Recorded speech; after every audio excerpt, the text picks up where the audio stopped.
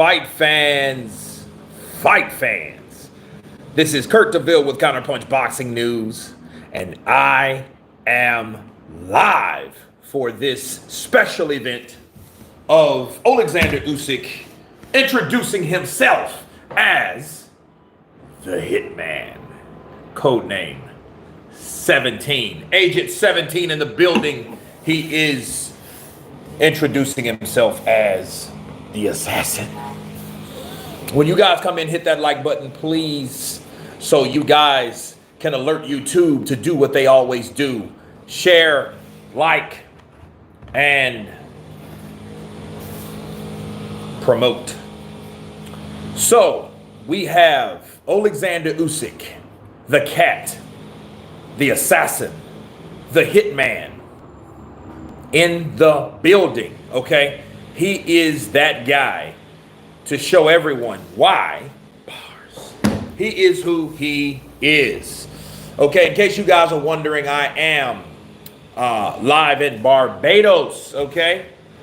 And from Barbados, we will go to Puerto Plata. From Puerto Plata, we will go to the house, okay? And I got to tell you guys, it's been a rough couple 2 days, but I was fortunate enough to see Oleksandr Usyk and Tyson Fury, the overall press conference, the first press conference of the day. And I am thankful to see it because it was something special to watch. Okay. If those guys don't quit that shit, Jesus Christ, man. You know. But yeah, that drives me crazy. That's a big But listen, Oleksandr Usyk came out. He said it's just character. Yeah, I think it's just character. That's a perfect word to call Oleksandr Usyk, okay? Let me see if you guys, let's see. There we go. So that shows character, that he came out in character. You know what I mean? So you guys, I'm going to let you guys come in while we start Oleksandr Usyk as we start this very special live stream. And we have to ask a very big question about Oleksandr Usyk, and I will start a poll before we come in. There we go.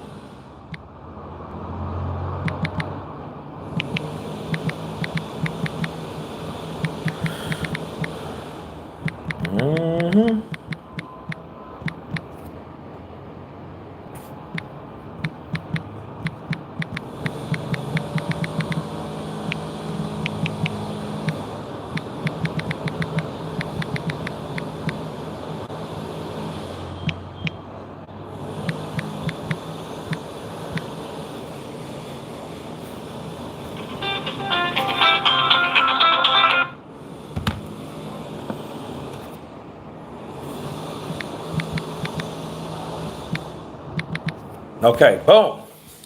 All right, a real fighter. What's up, brother? Counterpunch to you. I just started this poll, so we can go off of that as we discuss Oleksandr Usyk. Now, let me tell you guys, all right, to start off with the press conference, we had some interesting things in there. We had Johnny Fisher, him introducing himself. We had Moses Atoma. We had, of course, Dempsey McKean, that was first stopped by Philip Hergovic, which was stopped by Danny Dubois. So the trail of things are getting very interesting in the heavyweight division because everybody's revealing themselves, basically. We're having these fights that show who is and who isn't. That's what we're seeing. We're seeing who is and who isn't. Usyk, aka Agent 17, be like, I am kill. I am very kill. Igor, I love it. I love it, bro. That's exactly what it's like. That's exactly what it's like. I am kill. I am very kill. You know what? I'm going to make a shirt with that. I'm going to make a shirt with that just because. Just because, bro. You know, because I see that, bro, that's, listen, and Usyk's already in movies, right? He just did a movie with Dwayne "The Rock" Johnson. This man might become a superstar. He beats everybody in the heavyweight division. That is somebody in the heavyweight division. Dubois, Joshua, Fury, right? And then he becomes a movie star. Who will he be? Hitman. Wow. That would be dope, right? But he just fits the whole decor, the whole entire fit, the chiseled face, the bald head, the eyes, the costume, everything fit on Oleksandr Usyk. And wasn't that yet? Was that yesterday? No, that was the day before yesterday. Okay, that was the day before yesterday.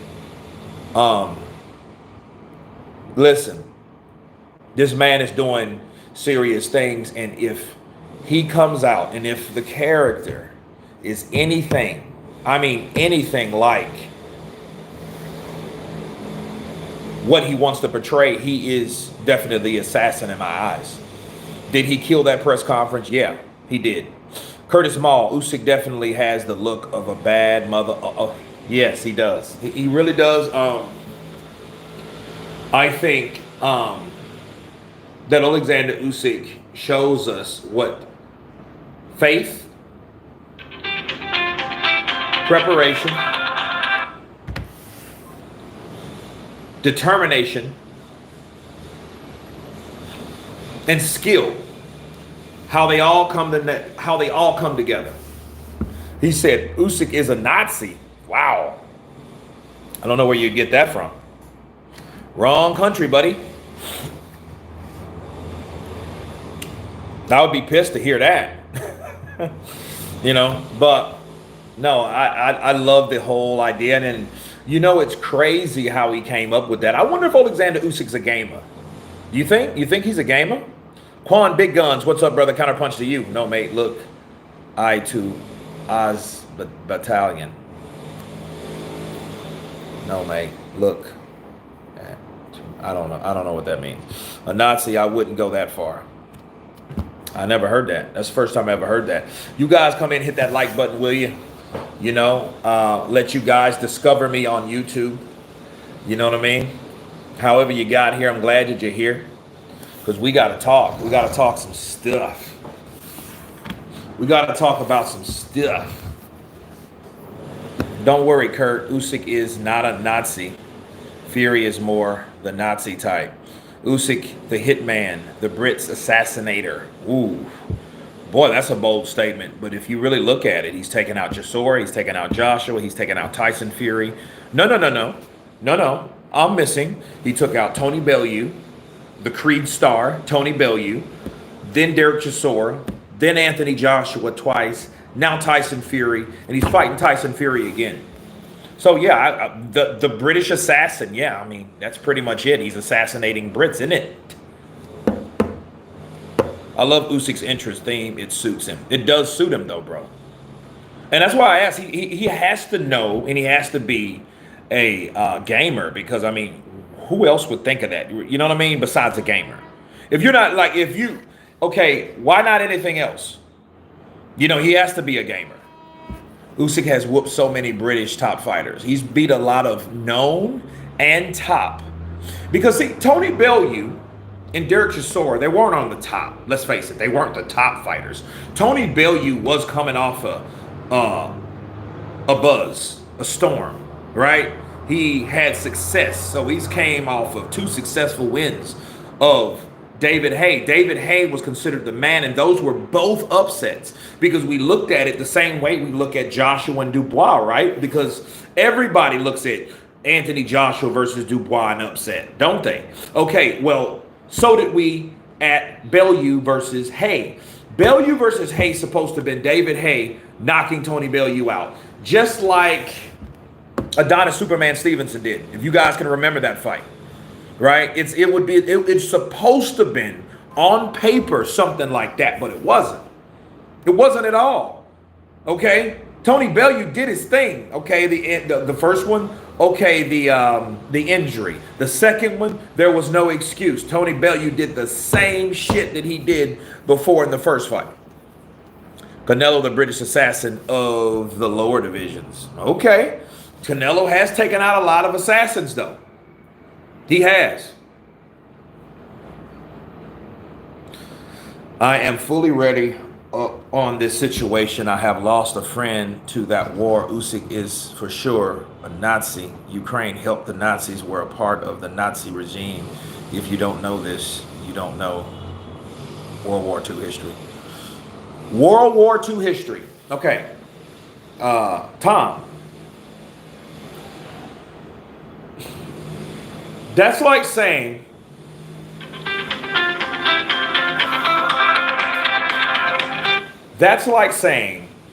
okay, that's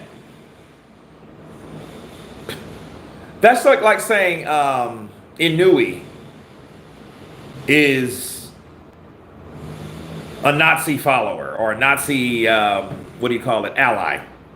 I mean, why are we going back to 1940? Bro, you know how long ago that was? Like literally, do you know how long World War II has been over? We're talking like we're in the 1960s or something. I can understand you saying that because it would still be rare and raw and fresh. But what you're saying is you're talking about a country, you know, years later, decades later, a whole millennium, not a whole millennium, but that was last millennium, last century.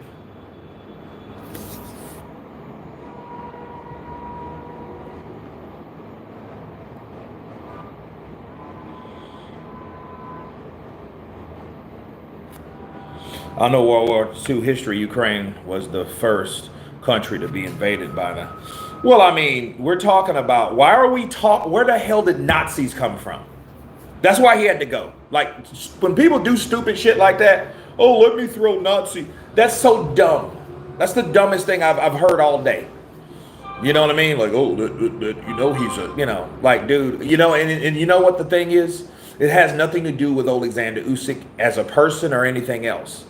You know what I mean? You're bringing up a person from a country and then take the country back years. And that's what you're going to go on? You know what I mean? Like, dude, yeah, get him out of here. Yeah, he had to go. I'm glad. And when he comes back and he's talking the same thing, get him out of here again. Tyson Fury fanboys are that's what it's about. See, those are the type of people, okay, that ruin the sport. Those are the type of people that ruin the sport. They ruin the sport of boxing based off the fact that they believe that, you know, hey, let's say something negative about a fighter because I'm a fan of another fighter, and it doesn't make sense. If you're a fan of another fighter, just let that shine. You know what I mean? Just let that shine. Marlon Thornell, what's up, brother? Counterpunch to you. I know Tyson Fury fanboys, they troll about everything. They hating on Usyk now. Well, I mean, look, they're gonna hate on Usyk, but to go about calling Oleksandr Usyk a Nazi, bro, that is going, and ain't even going below the belt because it's not even true. It's not even relevant. You know what I mean? That just shows you. That just shows you how much and what degree a person goes just to hate.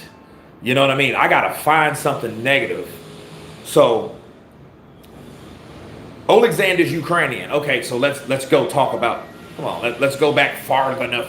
Come on, bro. Hey Kurt, what's up, mate? When are you visiting us in the UK? Soon.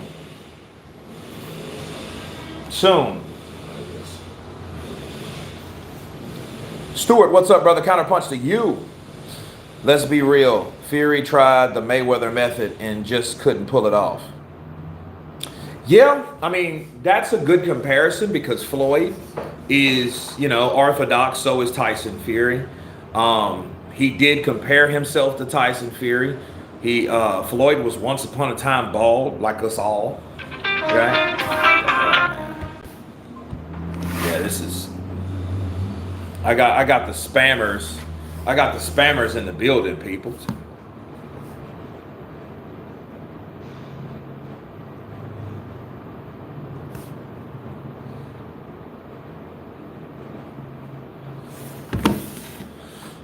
How's the the weather? The weather is beautiful. It's hot, but it's windy, so that pays off. Fury and his lot are shady characters, people. Fury and his, I'm sorry. Wait a minute. Let me do this because this is, yeah, that's getting annoying. Okay. Shady characters, people in glass houses and all that. Well,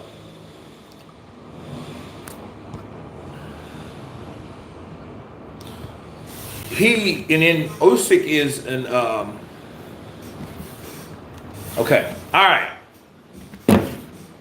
Usyk is a southpaw, just like Manny Pacquiao was. It just shows you that Floyd, I mean, Tyson is no Manny. I mean, Tyson is no Floyd. He's just no Floyd. I know, right? Yeah, it's gone, bro. It's just, and it's throwing me off. It's throwing me off my flow and my shit, you know? And there's nothing but spam calls. You know, it's somebody that doesn't want you. Hello? Hi, I'm calling you for subsidy, please. I'd like to talk to you, you know. That. Good evening from good old Europe, the people's champ. Counterpunch to you. Fook news. Usyk looked the bollocks the other day. What a champ. Bro, that dude came in, and you know what? He didn't understand. Usyk is a different type of cat. See, a lot of people crumbled under that shit, and it just shows you how mentally strong Usyk is. See, people like Joshua, people like Wilder, people like those two, to name a couple. They couldn't handle the Gypsy King mind games. They couldn't handle it. If you look at AJ, if you look at Deontay was mentally messed up behind Tyson Fury. He was mentally jacked. He could not handle the things that Tyson Fury did to him. He could not handle the pressure. He could not handle the back and forth. He could not handle that. He thought he could. He tried. Wilder tried, but he couldn't handle Tyson Fury because Tyson Fury was a guy that you can't outbeat him talking because that's his strong suit. And it was almost that Usyk did more than just study how he fights. He also studied the way he is. So the way you seen him taking notes and stuff, he was taking notes in the press conference, during interviews. He studied Tyson Fury. Usyk studied Tyson Fury inside and outside the ring. He studied that dude. Oh yeah, he studied him. So he knew exactly what to do. And see, he's such a character, and it's so ironic. Now, here's my thing. If he would have came out as the Joker. Now, if he would have came out as the Joker, which he has, dressed up like the Joker before, because remember, he dressed like that in the Anthony Joshua fight. So this ain't the first time he's put a character on. Now he's the assassin. And it just shows you the confidence oozing from the first battle. Because Usyk knows, I can hurt Tyson Fury. In fact, I'm going to stop Tyson Fury. That's what's on his mind. A hitman, that's an assassin. Assassinate, that means knocked out. That means take out. He's going to take Tyson Fury out. That's his objective. Hitman, code 17, code name.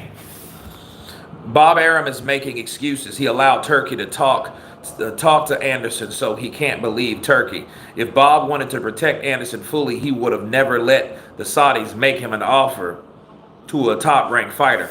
That's true.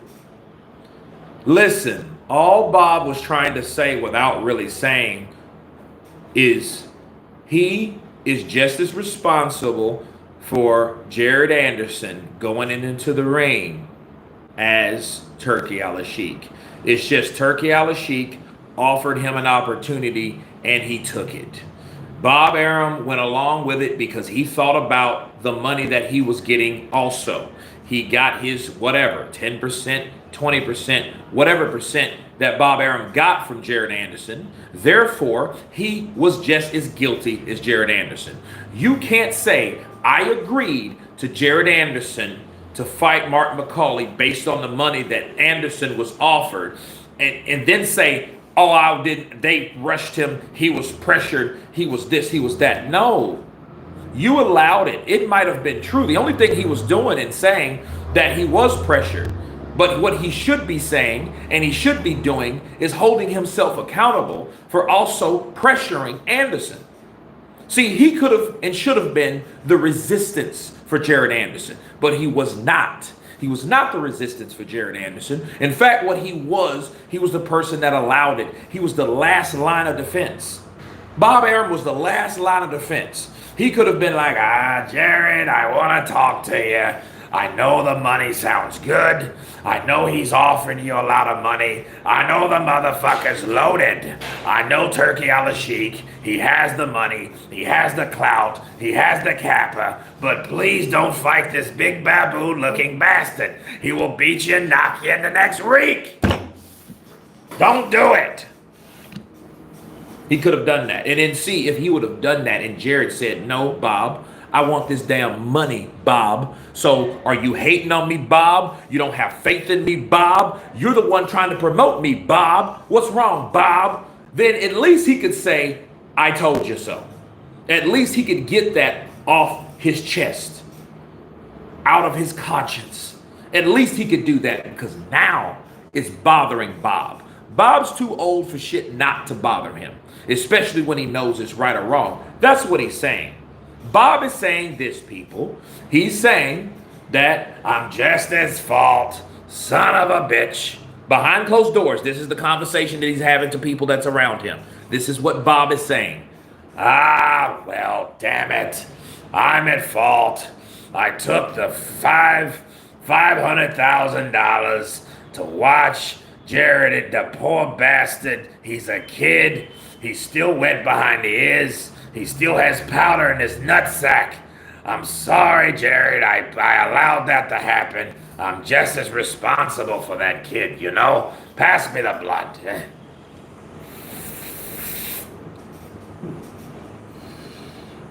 Turkey Usyk offered the money. My eyes got big and I got a hard on. You know the last time I got a hard on? He had to take the money. But after seeing that ass whooping, that massacre, I immediately felt bad. But I'm not gonna take it by myself. It's his fault. It's his money. Hell, it's his money. I didn't offer him the money. But I'm still at fault. He could have killed the young bastard. And it would have been my fault. You know? Seriously. That's what Bob's saying. I could have got that kid killed. Do you see how he chopped him down like George Foreman, like Sonny Liston killing Floyd Patterson? It looked like Sonny Liston and Floyd Patterson. That's what it looked like. I could have sworn that son of a bitch, this was 1965, and Patterson was getting trampled by that fucking baboon. The son of a bitch was throwing every punch, couldn't miss that kid. I said, get out of the way, kid. Throw in the damn towel.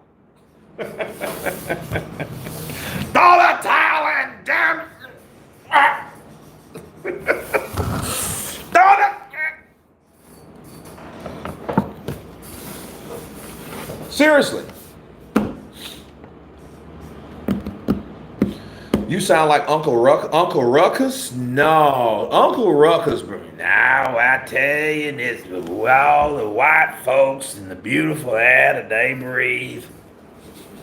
Kinda, but no. Anderson got dominated in every way possible. He did. He got beat up, he got out punched, and it was quick. That was scary, man. Anderson got hit with shots, and then I feel bad for Anderson. You know why? Because I know what boxing is about. I understand what matchmaking really means. See, if a fighter's not neurologically damaged, physically damaged, if he's not mentally damaged, he could go out and do something that nobody sees coming. That shows you about styles. See, the style of Anderson could probably beat someone that ends up beating McCauley. He just can't beat McCauley. You guys understand that? Those are styles.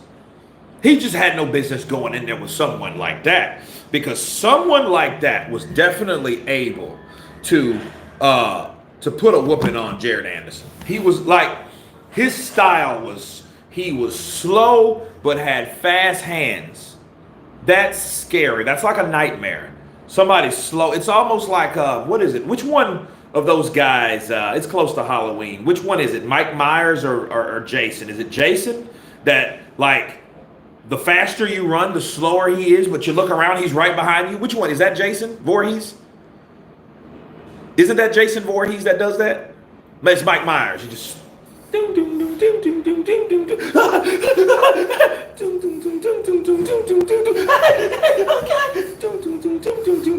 fall. Wake up, he's right behind it. Right? That's McCauley. That's Martin McCauley, bro. He's just slow. Then all of a sudden, you know what I mean? That's just scary, bro. The people's champ, don't be mean. They can't help it. George Foreman could never have become champion again unless he was carefully matched. That's bullshit. What do you think Michael Moore versus George Foreman meant? No, that is not true. Let me counterpunch you, Stewart. First of all, that was supposed to be an easy fight for Michael Moore. Why? George Foreman was past his prime. George Foreman was overlooked. George Foreman was washed up. George Foreman didn't have it no more. George Foreman was just in it just to pay off his taxes and his bills and shit.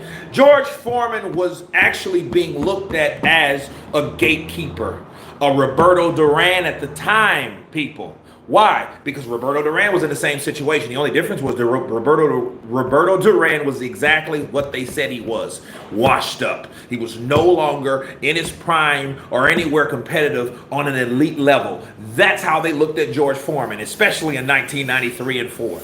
Come on, bro. And he had some good fights with a lot of people. Axel Schultz, Evander Holyfield, Tommy Morrison. He had some good fights, but at the same time, Michael Moore was the guy, again, matchmaking, sure. He was the guy that beat Holyfield. Holyfield beat Foreman. So then you have Moore versus Foreman. Oh, Moore got this. He gonna box him. Bit.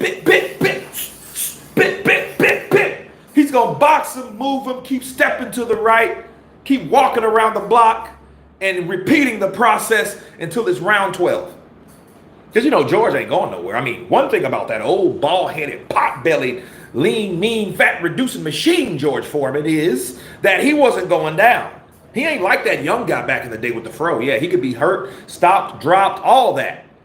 Not in the 40s.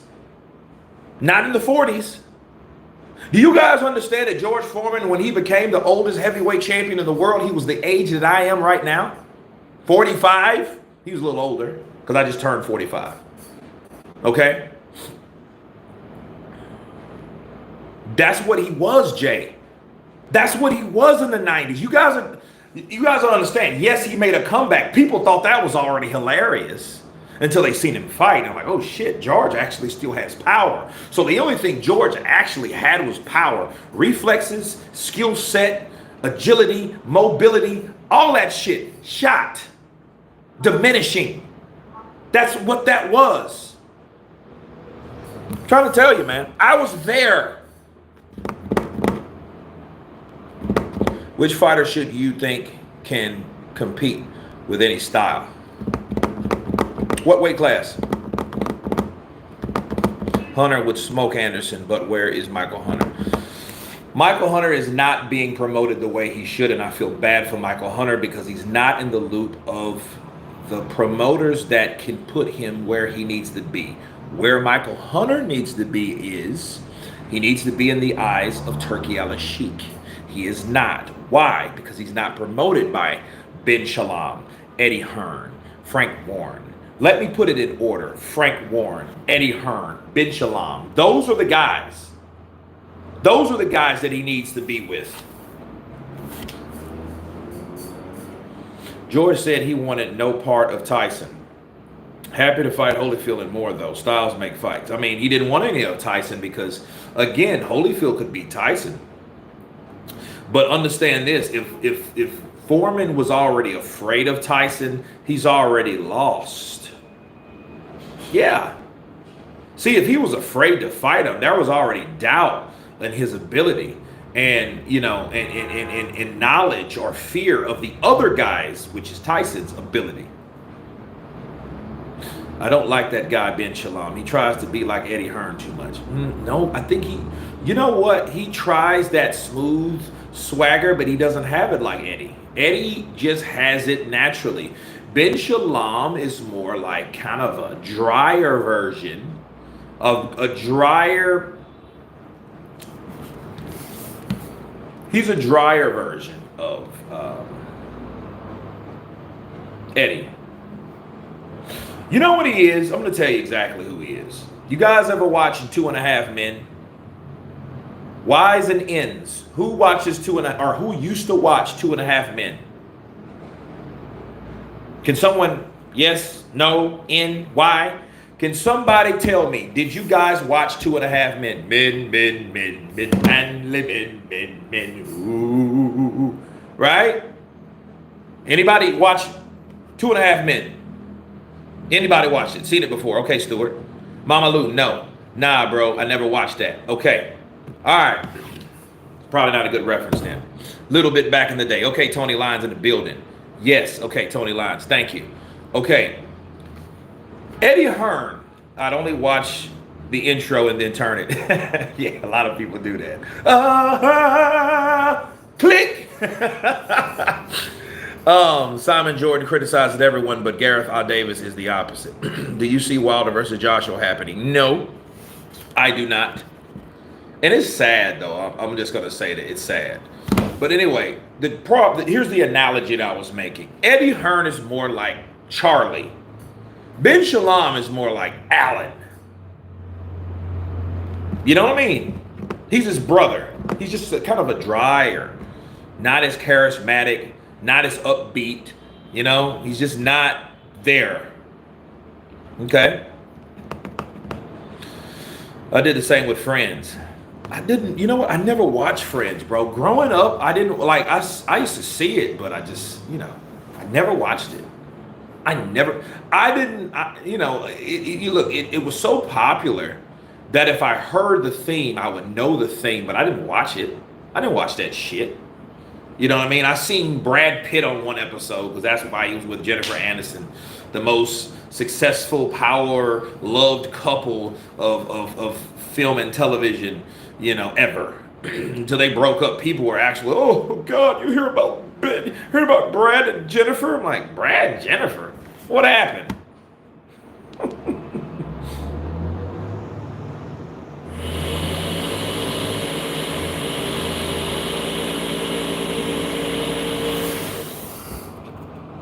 Friends with shite.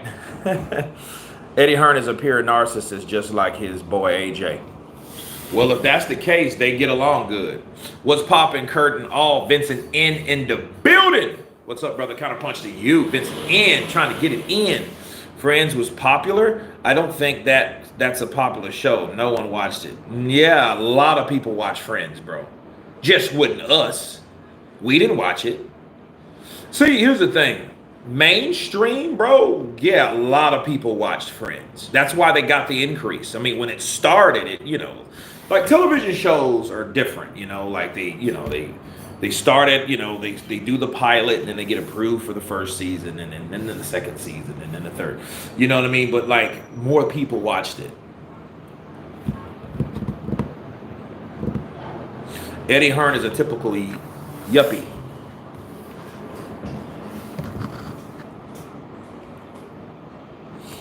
So, no, man, I just think that Ben Shalom, no, he doesn't have that like that. I love different strokes. that had a good thing. Different Strokes. Bro, I watched Different Strokes all in the 80s and the early 90s. And it's crazy because, I mean, the show came on in the 70s. I wasn't even alive. You know what I mean? I was born at the end of the 70s. Will the world don't move to the beat of just one drum? What might be right for you may not be right for some. I remember that, man. Dude, I'm a theme song. Bro, this is a perfect day, like the perfect day for me to hang out with a girl I date them with or whatever, and then we go to karaoke and sing shit like that. I do that all day long and drink.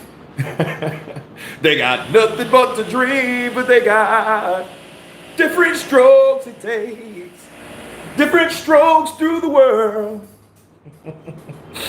Jennifer Aniston was quite fit. The only thing I liked about Friends.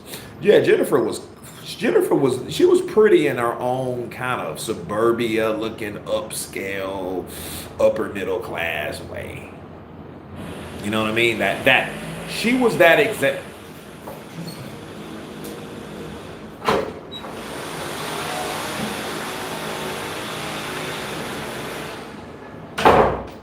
Jesus Christ. Got an astronomical bill today. I'm done for the next 10 years. Sorry, man. Wish I could donate a few bucks. Hey, man, no problem. I mean, I think when you give, you can. You know, like, it's to the point where a lot of people, I don't know what's wrong. I talked to my boy Showbiz, and he's like, man, they've been cracking down on channels like that. I mean, just not promoting them, not doing a lot. So I don't know what's going on with YouTube, but they're moving in other directions, which I don't understand. So, you know, we have those like talks about YouTube and stuff going on and stuff like that. I mean, it's not affecting him, you know, not that I can tell. I mean, you know, Showbiz shit is lit, you know, where mine was, because it was once upon a time, a couple years ago now. But I had more views than everybody, probably except Hitman. You know what I mean? I was over everyone. T Street, Showbiz, everyone. You know, and probably except guys like Dante's Boxing Nation, Boxing Ego, because those dudes been around forever. You know, they've been around 10 years or so. You know, but like, there was times, you know, ups and downs. So I think this is a down moment. But one thing won't stop is me dropping videos and showing love to boxing, the sport that I love, that I hate so much. You know what I mean? Because what I notice is the people that want to ride with me, ride with me. That's why I love you guys. You know what I mean? You guys don't have to be here. You guys can do anything else you want to do. You guys can go over to another channel and do whatever. You know? But you don't. You're here. And I appreciate you, brothers. El Duro de los Números. Kurt, what's going on with Luis Ortiz? Am I dead yet? Do you guys hear that shit? They're doing that right now. Shut up! Fuck. They're doing that, bro. I mean, it's killing me, man. Is Dyer one of the longest boxing channel? Is Dyer one of the longest boxing channel? I don't know who Dyer is. Who's that? What's the background noise? It's construction, bro. They're doing construction on this apartment. Loyalty El Dub. I like how you break down boxing. Appreciate you. Appreciate you, brother. Yeah, they're drilling over there, and it's the loudest shit ever. It's like they got Jake breaks on the damn drills. Look at that. That shit's loud. Shut up! Dwyer is his name. The guy that goes on about the gambling. I don't know. I have no idea who that is. I don't know. You talked with Showbiz. The lore expands.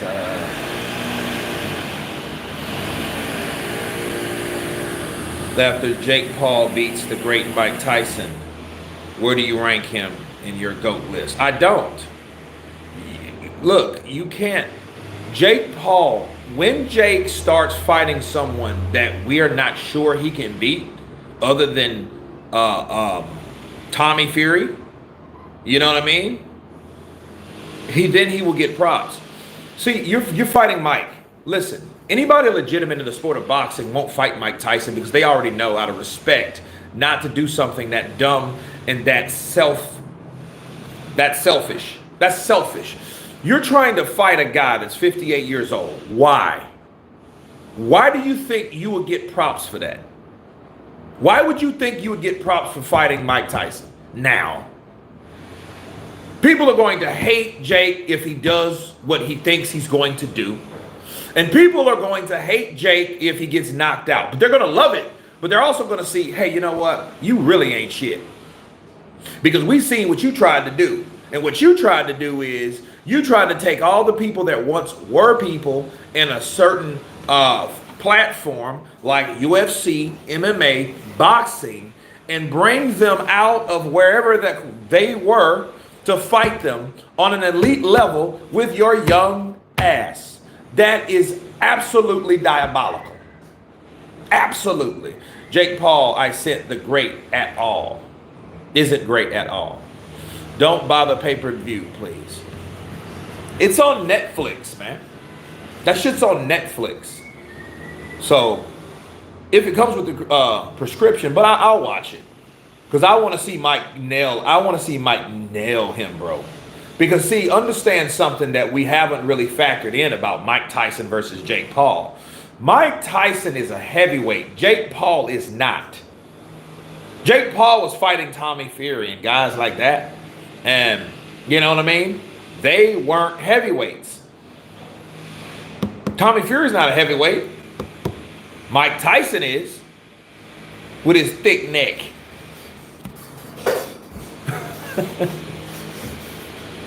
I'd be watching Mike knock Jake out. Oh, yeah, I'd love it, bro. I'm going to go through the roof.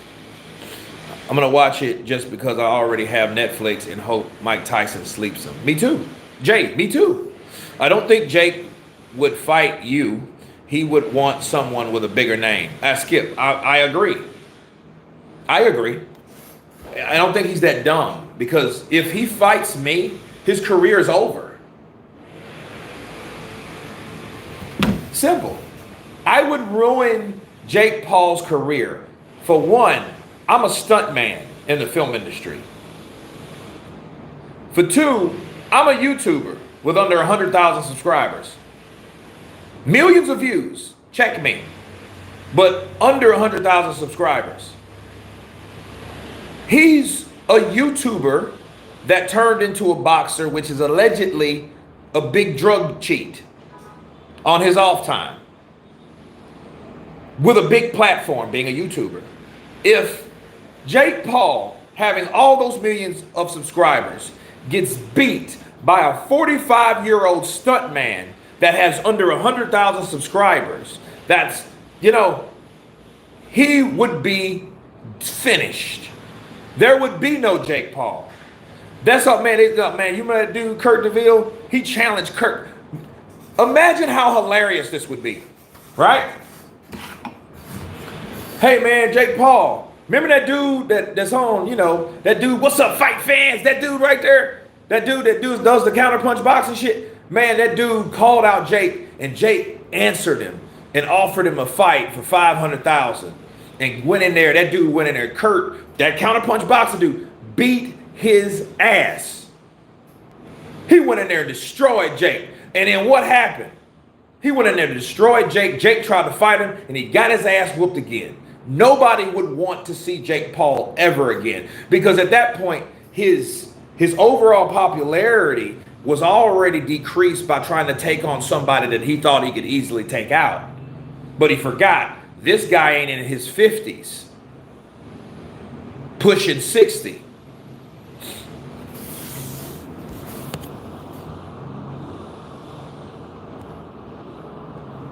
Man, I would knock Jake Paul out. But he's a big boy. I remember I told my boy, shout out to Gervonta, Superman Millie, said, man, that boy can punch. Yeah, he can punch. It's just Jake Paul understands. He understands how to punch. But there's all kind of fighters that know how to punch. Like Wilder. Wilder knows how to punch. And he knows how to land. And he knows how to hurt you with his punches. And And he knows how to deliver that punch. And he knows if that punch lands in the right way, you're out of here. Jake Paul has a similar style. He's a tough boy. I would love to piece him up. I would love to piece up Jake Paul. You know what I mean? But like Tony Lyon said, or no, I'm sorry, ask Skip, shout out to you. He wouldn't fight me because I'm just not big enough. And I'm not, you know, I'm humble enough to say that. I'm not big enough for him. You know, man, that dude, man, and then see, I'm big enough to be known to beat him, but I'm not big enough for him to go to take the risk. Because all that could do is make me shine. Because I'm like, oh, you that dude knocked out Jake Paul. They're going to know that. I'm like, damn. I'm a stunt guy and all this shit. You can Google me and all that. And I've done all these films, over 60 films. And I'll be known as the dude that knocked out Jake Paul, another fucking YouTuber. That's all people would talk. Man, you that dude, man. You that dude. Counter punch, yeah. And it's crazy. I'm here, Barbados, DR, Puerto Rico. A lot of British come here. And people walk up to me and I'm like, what's up, dude? Jake Paul would never call out someone like you because it's a high risk but low reward for him. Yep. He get knocked out. And you be like, dude, I ain't. And for one, it's a, you know, it's a baby. Give me $1 million. Give me $1 million, I will knock out Jake Paul. Give me 10, I'll take a dive. I'll take a dive. You know what I would probably do, though? He would probably have me, check this. Jake Paul would probably have me sign an NDA to take a dive. But for 10 million, I'd take a dive for 10 million. But see, here's the problem. I'm too proud to probably do. I'd probably do what Butch did from Pulp Fiction. Bruce Willis's character from Pulp Fiction. Round 5, your ass go down. Say it. Round 5, my ass goes down. Your only chance if he needs a short notice opponent for cheap. Kurt would definitely win by I'd knock him out. I mean, I would have to. Bro, I'm 45, man. I ain't 25. I'm not going 8 rounds with Jake Paul. Hell no. We're going to go 3 rounds, if that. I'm going to hurt him in the first, I'm going to drop him in the second, and I'm going to knock his ass out in the third. That's it. I'm not going to play games with him. And if I don't get him in 3, it ain't going to be about me. Because what's going to happen, I'm going to start to, you know, Nikki Blue Eyes Austin in the building. I am worried about Mike getting hurt. Mike took punches from Lennox and other greats. He ain't worried about Jake Paul hurting him. I'm not worried about him. Okay, yeah, well, that makes sense. And you know, Mike has done a scan and he has no damage. Mike has no damage. You know, like you go, if you take the normal, the average retired fighter, Fernando Vargas. Let's take Fernando Vargas, for example. And they gave him a CAT scan. Bro, he would have all type of cerebral damage. His frontal lobes and all that it'll show signs of damage, you know, throughout the years due to his profession. Mike doesn't have any of that shit. And you can tell guys like Fernando Vargas, Shane Mosley, and I feel bad for Shane because I think Shane should go into the podcasting world because he's not. Shane needs a co-host. He needs somebody that's going to help him, like Sean Porter. You know, Sean Porter's doing well on his podcast, but Sean's making a lot of money doing commentation, so I get that. You know, you'd rather be making that type of money than sitting behind, you know, a camera, just chilling, you know, for a couple hours, having guest after guest, when you can be that guy that is presenting everything and making $20,000 of a show. Yeah, those guys get checks like that. Here's 10,000. Here's 20,000. You know why I know that? Because I was told that. Not I heard. I was told how much they get. Nice pad, Kurt lad. Bars. Jazzy Jabs in the building. Appreciate you, man. No, this is actually a nice spot, bro. Let me give you guys a tour of this shite. Hold on. Let me plug up this phone. I gotta plug up this phone. Let me guys give you a tour of the pad that I'm in. Okay. All right. So here we go, guys. Let me put these races. Let me put these races in the refrigerator. Yeah. All right. So let me give you guys a walkthrough. I'm gonna come in. Okay. So. Damn. All right. This is the pad, peeps. Check this shit out. This is the pad. Okay? Now this is supposed to go like this. I like to lay across the bed a bit. Look at that. Look, and this is just one unit. Bro, I could totally have a pad like this. This shit's like Miami right here. This is Miami. It's not too big. Look at the tub. So imagine waking up. Look, check this out. Imagine, look, this is me, right? I'm waking up in the morning and I'm like, oh, yeah. And then you got somebody fine in that tub just chilling. You know what I mean? With their back turned, probably face forward, preferably, right? So, and the crazy thing is, look at the view. This is the view, bro. Look at that. That's baller. Look at that, bro. Look at that. Baller. Yeah.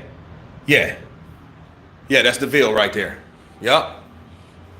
And this is where we were, right? Kitchen. Dining room. Bath. Boom.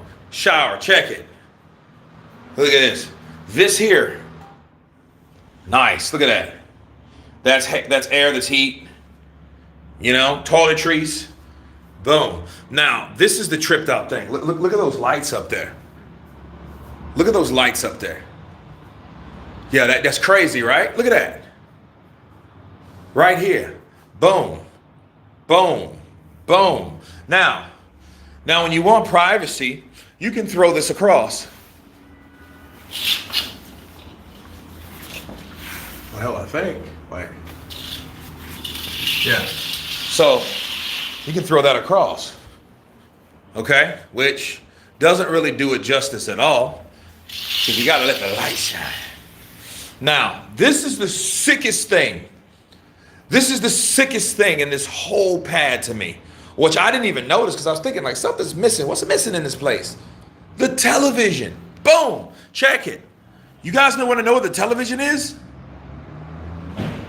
Boom. Right there, bro. That's the television. Nice. Mad ceiling, bro. Mad. Yeah, baller. Baller, bro. Baller pad. Yeah, that's weird. It's not nice. No? Listen. Let's check it out.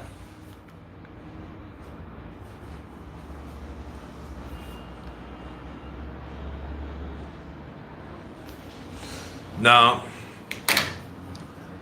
There is something else to this. No, because it moves down. It moves down. So this, yeah. I don't want to jack this up.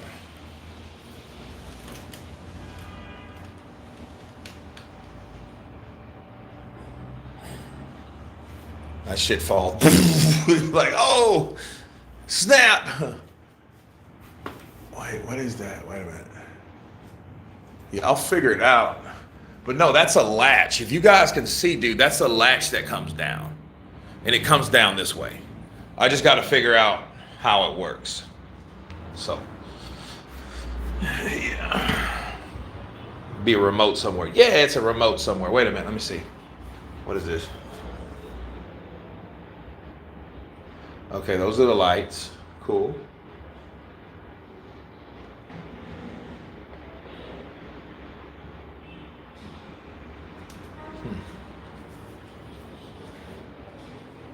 Okay, there's the AC. There's the Wi-Fi. I don't know. But yeah. Yeah, so it's somewhere, man. I don't know where it's at. Well, it has to be. Drop down. See, now you guys got me started. Oh, shit. Look at this. Check this out. Dope, bro. Look at this. There it is, body. Nah. Nice. That's it, isn't it? Look at that.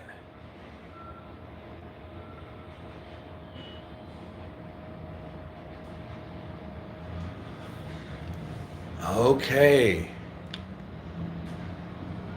Ah, it comes down.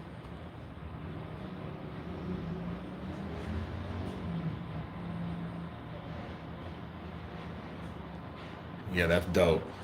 So, imagine you're in bed. Boom. Yeah, that's fire, bro. That shit's fire. Dude, that is dope. D-O-P to the E. Dope. Yeah. Like I told you, that's weird. I was like, nah, something else is to that, dude. Look at that. It's a nice for a hotel, but not for real. The view is amazing, though. This is not a hotel. This is an apartment, bro. This is not a hotel. I don't do hotels at all. I don't do hotels. Nah, not Kurt. Nah, it's all good. I mean, it's just one of those studios, because this is, no, this is the 4th floor. I think that Usyk would give Jake Paul a good fight, but Jake is too skilled and will win. Why? Okay, stats killer or stats killer.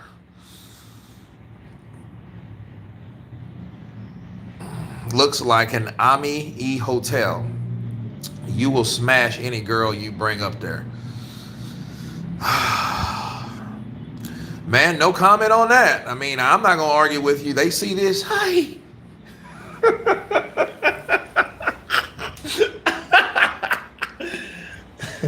Ay, qué lindo. Yeah. Mm-hmm. Marvelous.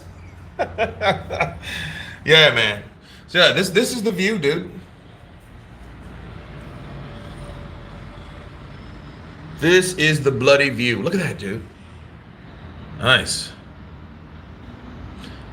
Okay, after married, sorry, the better way. It's hard, I know.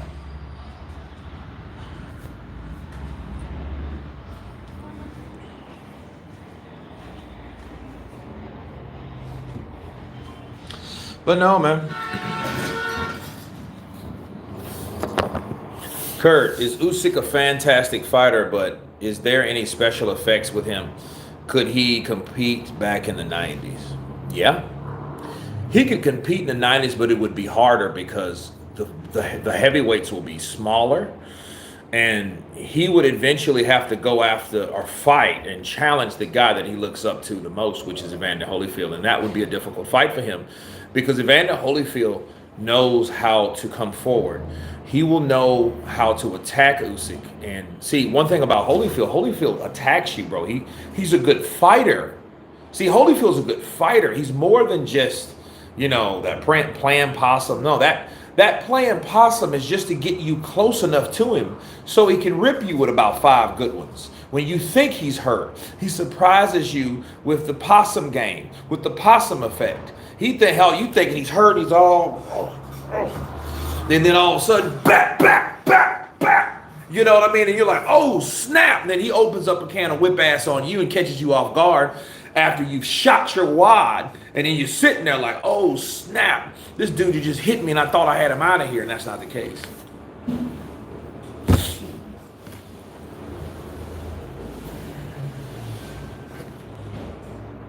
This is effing nice, Kurt. Where is that? This is the Malecon. Malecon. This is the pier of the Dominican, the capital. Prime Wilder versus Prime AJ. Who you got? You know, I don't know. Because, see, I've never been, everybody just thought, all AJ will beat Wilder.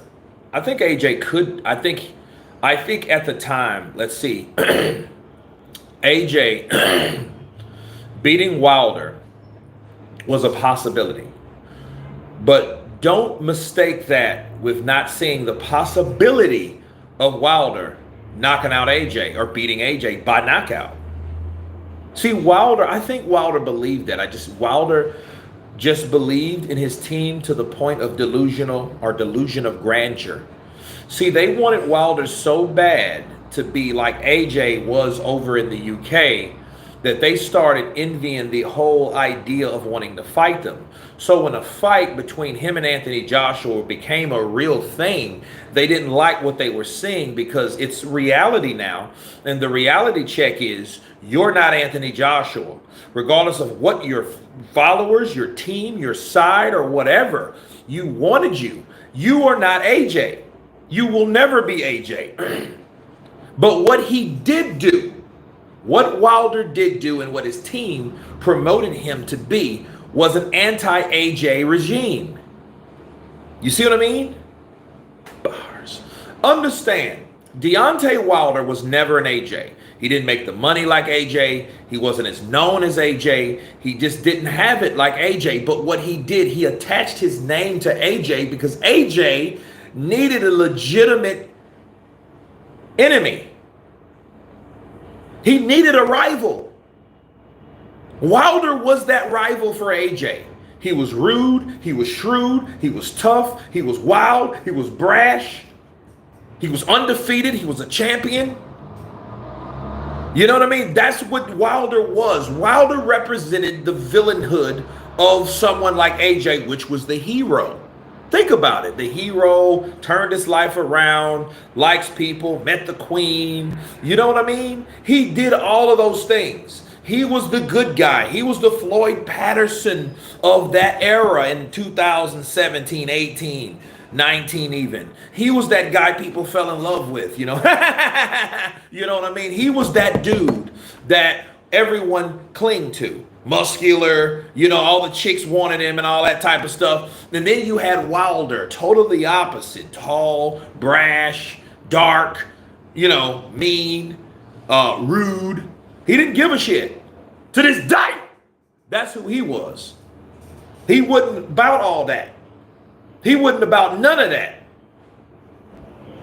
He was that guy that was radical. While AJ spoke peace, Wilder spoke war. To this day. To this day. I'm out of here, man.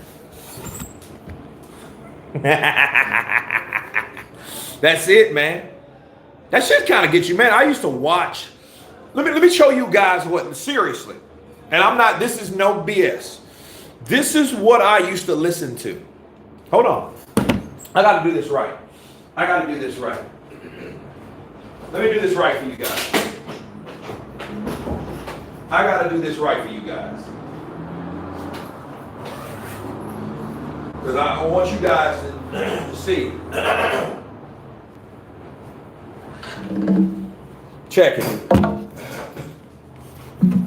Now, I'm going to show you guys. When I wanted to get crunk, and see people just, oh, you hate, you're a Wilder hater. Dude, it ain't, I wasn't hating on Wilder. I was just telling people where Wilder was and who he really was and where he really fit, marquee value wise. I never said, oh, I don't think that he can knock out AJ. I think, and I've always said, Wilder can knock out possibly anybody that he can catch flush. I've always said that. People construed that, oh, you a coon. Oh, you ain't like this. You're a traitor. Why don't you talk? And I'm like, you going against your black fighter? I'm like, you guys know that AJ's also black, right? The motherfucker has an African tattoo that says wisdom on it. You guys, you don't really, you guys don't see that?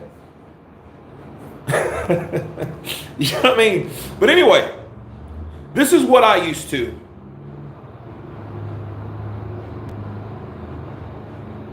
listen to, right? Check this out.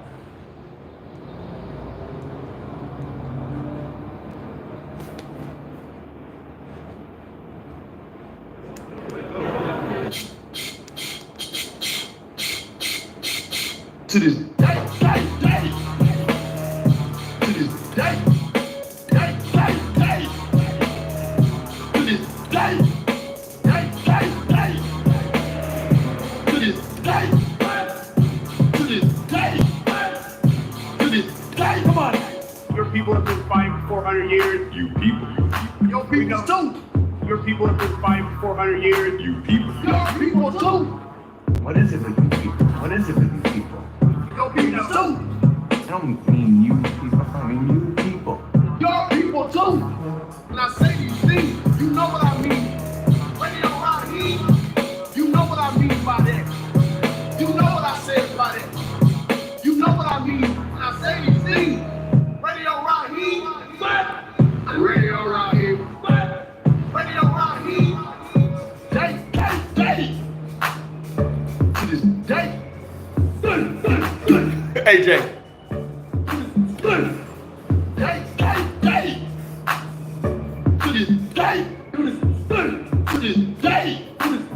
Take them on if you know the words. Come on.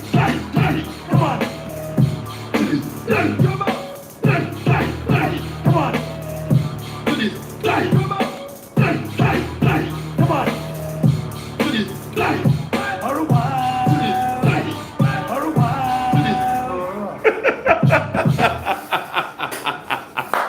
Listen, that I used to look, and it's crazy. I used to listen to it probably once a day. Bro, that, if you guys ain't heard it, you got to check it out. To This Day remix. What happened to Wilder's music career inspiration?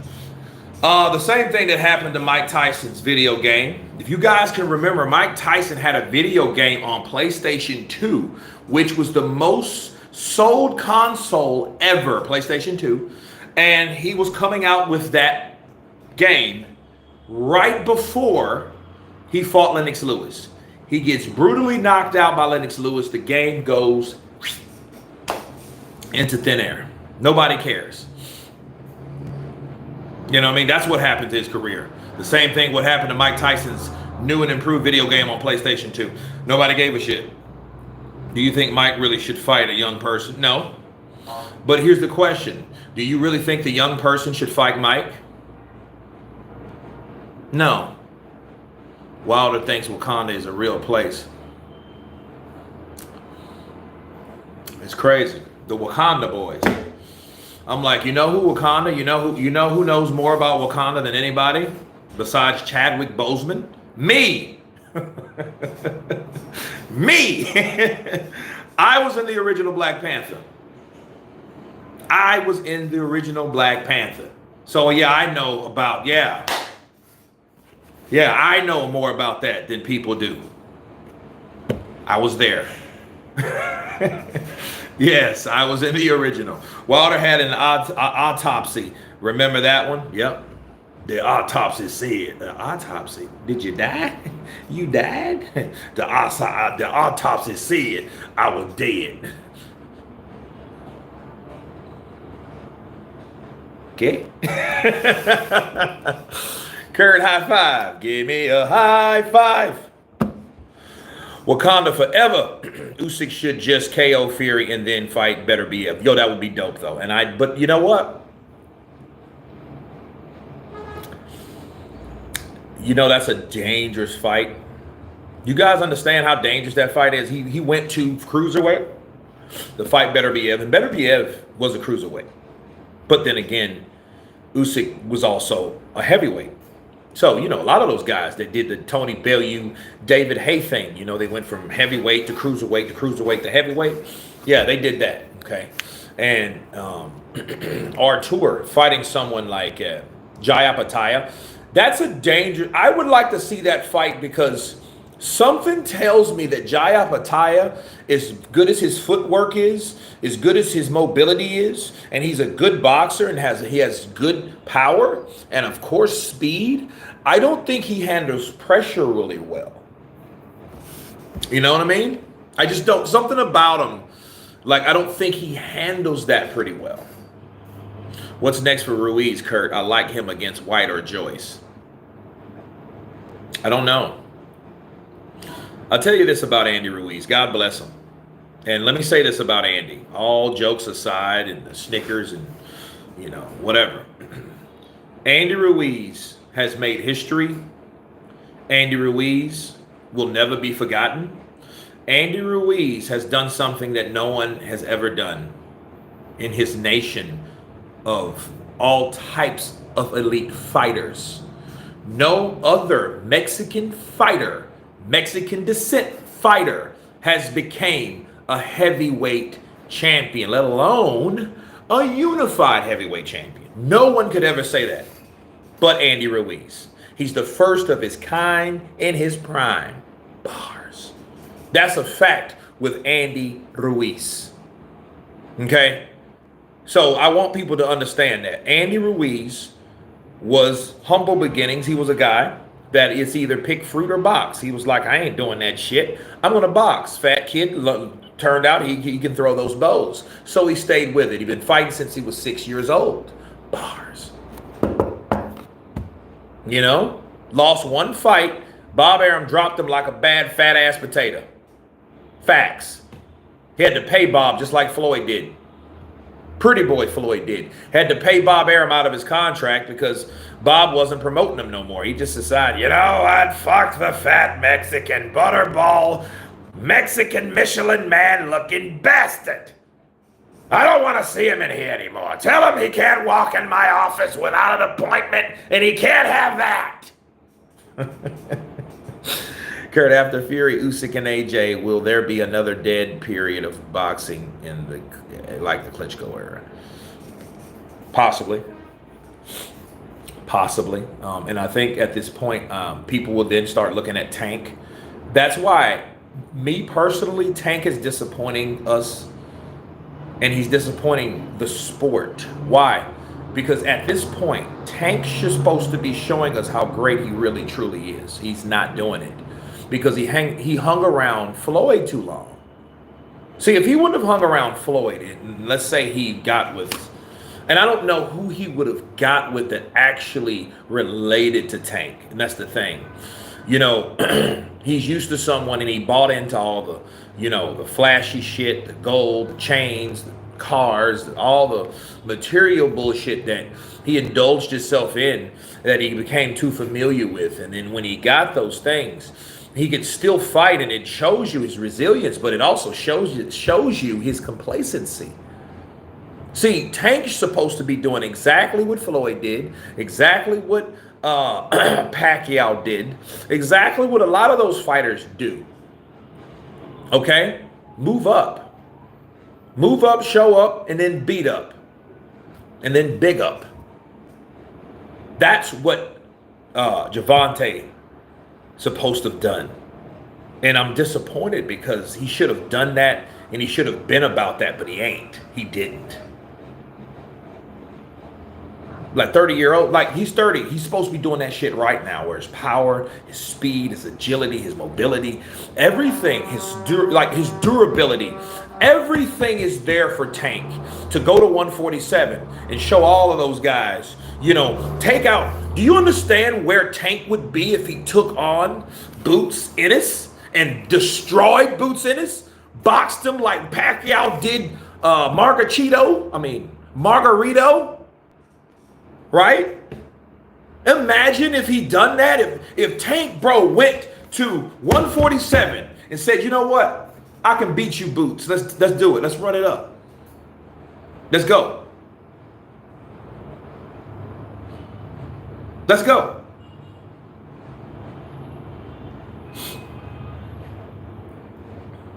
Tank is pound for pound #1 with TC. How? How and why? See, we base skill off of where people should be. You don't base skill off of where people should be if they haven't showed us how good you really are based on the opposition that you're in there with.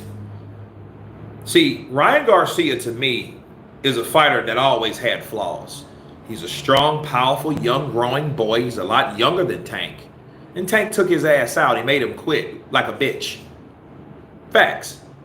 Tank made him quit. Did I love to see that?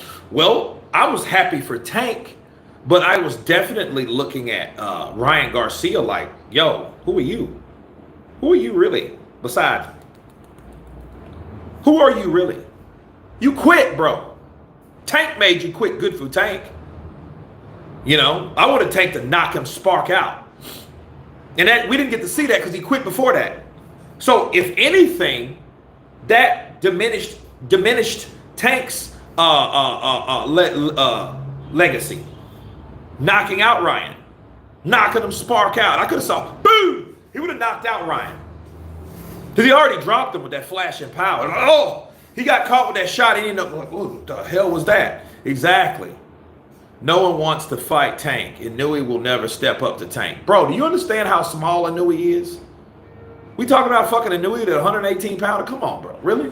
But he's moving up too. Now what we could say, what about Lomachenko? Because I know people are going to say that. Lomachenko stopped at 135, and I do agree. Lomachenko could have done exactly what I say Tank should do. You know what I mean? He stopped at 135. Why? Because 135 scared him, and he knew, I ain't doing shit else past 135. That's what I think about Lomachenko. I think Lomachenko got caught by Linares, put on the seat of his ass by Linares, and said, you know what? I'm not going to be about this going to 140 because I might get knocked out at 140. That scared him. And yeah, that will affect his legacy as well. Sure. But Tank has something Lomachenko don't. Tank has flashing, explosive power, bro. Look what he did to Martin. Yo, bro, that was a massive knockout. He took, and Martin was an impressive win because Martin was an undefeated guy, and he took out Michael Rivera, right? Took out Michael Rivera when Michael Rivera was undefeated, okay? And he took him out like he wasn't shit. And he shows you who he was, the Ghost. Right? And the Ghost got slain by Tank. So, yeah, shout out to Tank Davis for doing that. But look, bro, we see someone that shows us that type of performance. You know what we do? Do you know what we do as fans when we see that? Give us more. Okay, you did that. Let me see you do this. That's us as fans. But that's not us hating on Tank. That's us expecting more and more because the more we see, the more we want. Not fight Lomachenko at 35, buddy. No, I'm sorry. No. Now, you could be the first to knock him spark out, but I mean, at 35, 36, would that actually be the thing to do? You know, actually? Now, Tank beating Lomachenko 6 years ago. Fuck yeah, it would. Because Tank then will show, dude, this kid's really good. He's 24 years old. Taking out Lomachenko, the double gold Olympian. The Nomaschenko. And he knocked Nomaschenko out after Nomaschenko made people quit. Nicholas Walters. Guillermo Rigondeaux. Monsters in the ring, people. And he made them look like trash. And then Tank goes in there and destroys him. That's worth talking about, but it didn't happen. Why? Oh, no, I don't think that fight will happen. I don't think that fight will happen. Tank's the future. Lomachenko, nobody told him go in there and spend all that time in the amateurs. Nobody told him to be an amateur forever.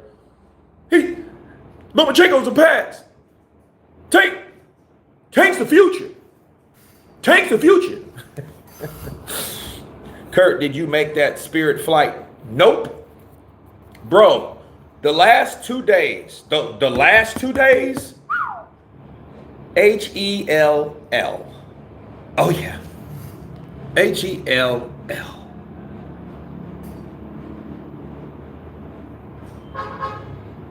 Yep. I think he knew he can move up. He is taller than Tank. Maybe. Nikki Blue Eyes Austin. I love your impressions of Floyd. Oh, Nikki Blue Eyes Austin. Oh, I love your eyes. Oh, I need to fly you in a jet. You need to come to Vegas. Hang out with my kids. Oh, we'll have a bowl of pasta. You know, we can talk. You know, we can talk. If you think he knew he can move up to 135 and fight Tank, hey, you don't know shit about boxing. Eric the Actor, counterpunch to you. Quan Big Guns, Spirit have effed me over twice before. Bro, Spirit closed my flight like yesterday morning. They closed it early. They closed it early. Kurt, when you start your new movie channel, lad, I talked to Boxing Wave about a month ago. I talked to Boxing Wave for about an hour. Cool cat. If you guys haven't subscribed to Boxing Wave, real cool, laid back, unbiased channel. We're going to do it together. And like he has a lot of other stuff going on, so whenever he wants to do it, we can do it, and then we'll just go live with it. And what we'll do, we'll both post a link to the channels, and I don't know, like, hopefully his channel can get, hopefully you guys can use it and subscribe to it, and but we're going to post it on both of our communities and just let people join in accordingly, and we'll talk about one topic at a time, concerning a movie or a television show or whatever, because we all grew up in the same, me, Boxing Wave, Showbiz, Jules from Ring IQ, we all grew up in the same time frame. So we're familiar. All of us are pretty much familiar with the same stuff. We got a couple young guys that have old souls. Shout out to you guys, because that's why I don't really date down. Like, I don't really date really young girls. You know what I mean? For one, my oldest is like 24. So that kind of looks crazy. My daughter is like a very big counter-punching criticizer. She'll be looking them up and down, bro. Oh, I don't like her smile. I don't like her smile, Dad. She's kind of weird. Kurt, did you hear that they scheduled Better Be Ed versus Bivol for the next year in October? Yeah, Matthew, I did a video on it. So yeah, I did. Eric the Actor, Quan doesn't understand weight classes. Well, Inouye though, I mean, see, this is ultimately what could happen and probably will happen to Inouye if he keeps moving up. The same thing that happened to Chocolatito Gonzalez. Remember Roman Chocolatito Gonzalez? Remember Chocolatito? Chocolatito was a fighter that was regardless as the best fighter in the world. I used to love to see him fight. Who talks about Chocolatito anymore? Who talks about that? I mean, seriously, does anybody talk about Chocolatito Gonzalez now? Think about what I just asked you guys. Who talks about Chocolatito? Roman Chocolatito Gonzalez. Who talks about him now? Who talks about him? That is a question. Who talks about Chocolatito now? When was the last time you heard from him, about him?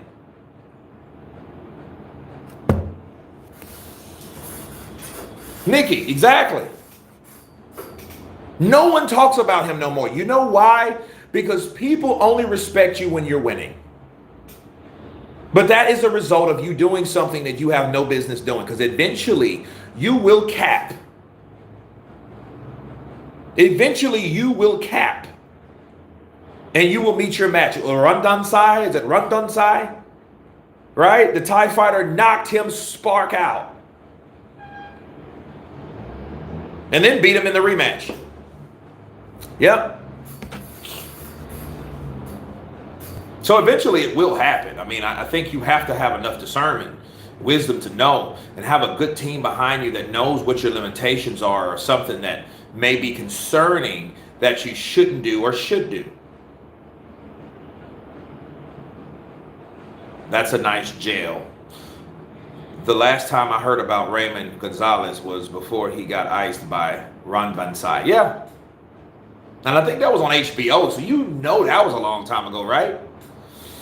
Jesus, Kurt, I think it's been over 10 years or more. I generally cannot remember. Bro, I can't remember. Like, no, it ain't been that long ago. I mean, I remember,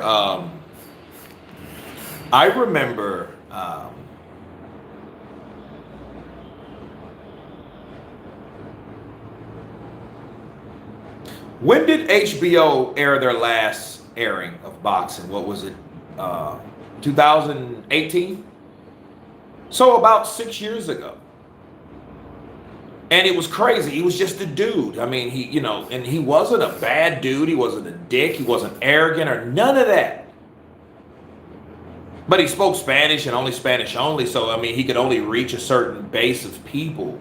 But, you know, I mean, he was coming from the tutelage also of Alexis Arguello, you know, the legend. But also, you know, he did what he did. I mean, he had, you know, I mean, he was an exciting fighter. He likes to exchange. He had exciting fights. He kept you interested. You know, he kept the pressure on. And that one fight, he got knocked out by someone that he did not know or anticipate the punch and power that that man had. And that's when he was moving up. And I'm not trying to make excuses for Inui. I just have to make you guys know that Inui could be in that same situation. If he goes up and gets knocked out, people will stop talking about him. He will magically he will dissolve, bro. You will hear about him. I don't remember, but I remember Lampley crying. Scans Ranch, you ain't shit.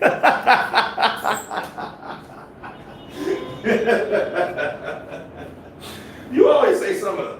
You say some real shit, but it's always like, damn, Scans Ranch. Why you say that? Scans Ranch always coming on here busting people down. Yeah, you know, Lampley, man. But let me tell you something though. I love Lampley, man. Jim Lampley, because Lampley, those tears are real. Lampley had the perfect job, and he is the result of someone that actually loves his job and dedicates himself to his job. You know what I mean? Larry Merchant was just an old bastard that got his take because, you know, I think the white was right at the time. You know what I'm saying? I mean, he really didn't, you know, he was one of those guys that were in that Howard Cosell circle of people that just were old as shit. You know. But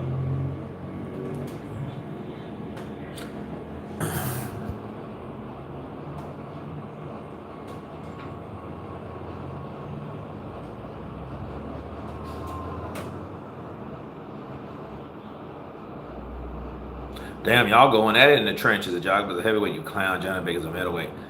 Quan is a true casual. Diddler drunk wearing wig and lipstick will haunt me forever. Yeah, he was kind of treacherous as the Joker, wasn't it? I mean, that was, you know what? He put a lot of thought into that. Fury thought he can be Floyd. Everybody tries to be Floyd, man. Y'all, those fighters need to understand you can't be Floyd Mayweather. Floyd Mayweather was designed. He was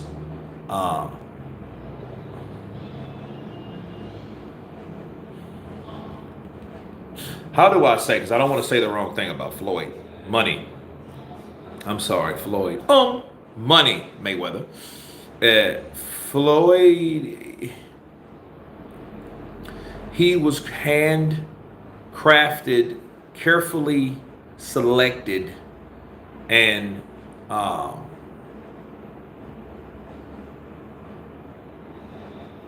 uniquely promoted. That's the best thing I can say about Floyd. Money Mayweather. Those things that I said, and I can't say them again because I just kind of had to select them.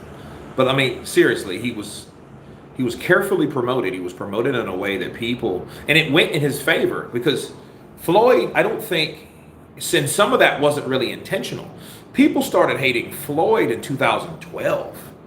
See, 2012, Floyd went to jail. This cat went to jail for, smacking his chick up. He got physical with him, you know what I mean? And, and I don't know. But, and it was bad, and I didn't like the whole situation because it brought the kids in the situation. So, and Floyd did the 90 days, and the judge made an example out of Floyd. The judge was like, well, with the powers that be, I'm going to sentence you for 90 days. Imagine Floyd for 90 days. Bro, yeah. And then they had to put him. See, it wasn't 90 days, him talking to people, him getting autographs. Like, Mike went to jail. Mike went to jail for 3 years. Nobody messed with Mike. Mike got 2 babies in jail. Mike came out big and buff. Yeah, he knocked out a couple people that tried him, but it wasn't that many people that were stupid enough to try Mike Tyson. You know what I mean? They just knew. Because, see, Mike wasn't that type of dude that was ignorant to jail. He was very familiar with the system. You know what I'm saying? He was familiar with everything that went down in prison, in jail, and all that. So he had been arrested 100 times. So when Mike went to jail, he was at home. Floyd don't know nothing about that because Floyd wasn't about that. Ever since Floyd was 3, 4, 5 years old, he had boxing gloves on. That's all he really knew. He came from a fighting family in Grand Rapids, Michigan, and now those mofos knew about everything from the Did Lie Joe to Damned If I Know Him and Roger and Floyd Sr. They knew a lot of that stuff, Jeff included. Yeah, they knew about a little jail time and a little illegal activity. But Floyd decided, nah, I ain't going to be that way. I'm going to pour everything into the sport of boxing because the friends and the people that he hung around with growing up did not make it. Okay, but so saying all that to say this, Floyd did not know about prison or jail, so he wasn't strong enough. He wasn't familiar to deal with the politics of jail. So what did they do? Celebrity, put him in solitary confinement. Imagine that. You can't handle it, so they snatched you and threw you into a cell, and it ain't like this cell. Right? Floyd fought everybody, never ducked anyone. Floyd has fought 20 plus great champion fighters. Fury has beat 2. Quan's big guns. Yeah, he's ducked some people. He ain't fought the guys that people say beat him. He fought Sugar Shane Mosley. He fought Zab Judah. He fought Sean Bay Mitchell. He fought Daryl Chop Chop Corley. He fought Oscar De La Hoya. He fought Juan Manuel Marquez. He fought Ricky Haddon. He fought Diego Chico Corrales. He fought Hernandez for the title back when he was 19. I mean, he fought a lot of people. Jesus Chavez. That was a good fight, actually. He fought a lot of people. Angel Manfredi. But when it really came down to, like, Floyd came in an era that I think he kind of avoided a lot of issues. Imagine someone like Floyd fighting Ike Corte. Ike Corte from Ghana with the bazooka jab. Do you understand that he fought Cotto? Yeah, he fought Cotto. I mean, Cotto had already been beaten by Pacquiao by that time, to be fair. So, I mean, that was kind of like his leftovers, Pacquiao's leftovers. But, I mean, they both fought similar people. They both fought Ricky Haddon. Manny fought him after Floyd knocked him out and was the first to do it, mind you. Shane Mosley, Oscar De La Hoya, those guys like that. Juan Manuel Marquez, Miguel Cotto. So, yeah, it was a lot of familiar guys at that time. But Floyd came at a good time itself. Ask Skip, what's up, brother? Counterpunch to you. But someone like Ike Corte would have punished Floyd. Why? Because Floyd was fast, but I don't think he could deal with that constant jab. Because there's only so many times, because I could see Floyd, pull countering the jab of Corte. You know what I mean? But see, Corte had a defense that was damn near impervious. Because the way he caught...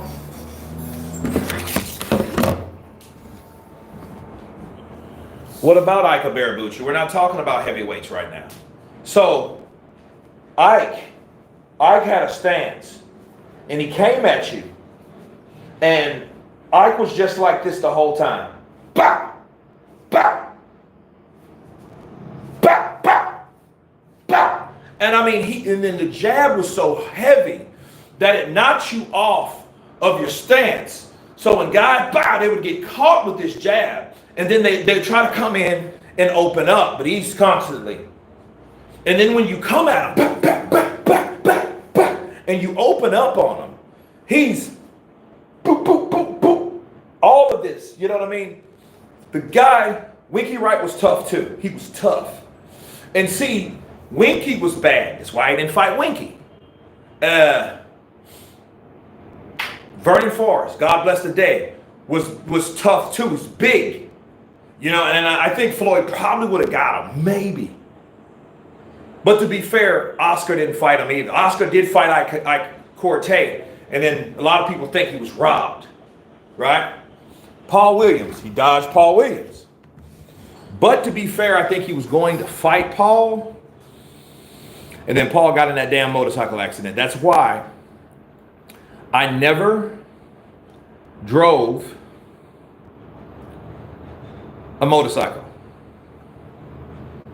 They scare me to death. Kurt, so do you believe Floyd actually ducked Amir Khan? Yeah, he did. Of course he did. Let me prove it to you. Easy. Easy work. Oh, easy work. Floyd's poll on who he should fight between Amir Khan and Maidana. According to Yahoo Sports' Kevin Iole, Khan prevailed over Marcos Maidana in the week-long fan voting that Mayweather announced on Twitter back on February 3rd. The voting closed on Sunday, with Khan recording 20,105 votes to 15,474 for Maidana.